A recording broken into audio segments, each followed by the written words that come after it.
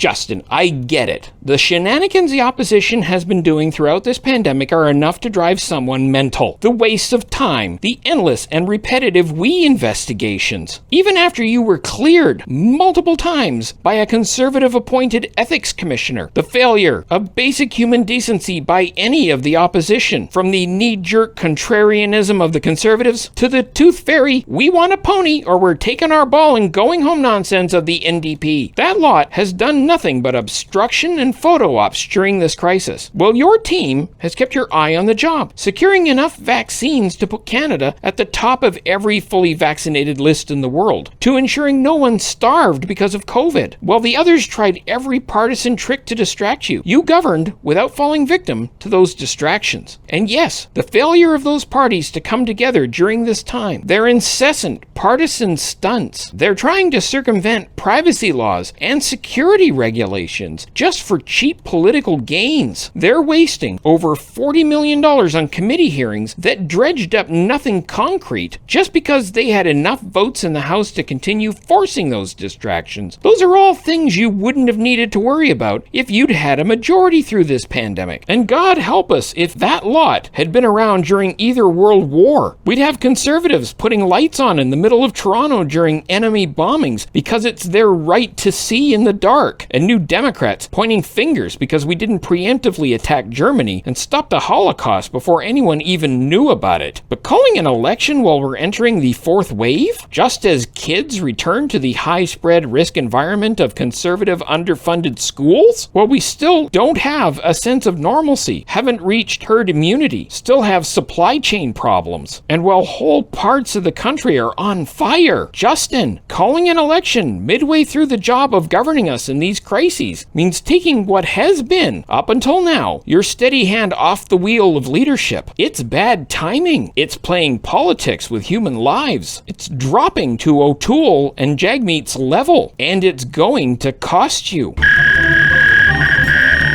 On this day in 1916, Ernest Shackleton completed the rescue of all his men stranded on Elephant Island in Antarctica. And as they say, anything unrelated to elephants is irrelevant. Wah, wah, wah. What, too soon? It's also Slinkie Day, Amagwinya Day, Grief Awareness Day, Holistic Pet Day, International Whale Shark Day, Frankenstein Day, and Toasted Marshmallow Day. And that's today's Duza Bear Digest. See you tomorrow.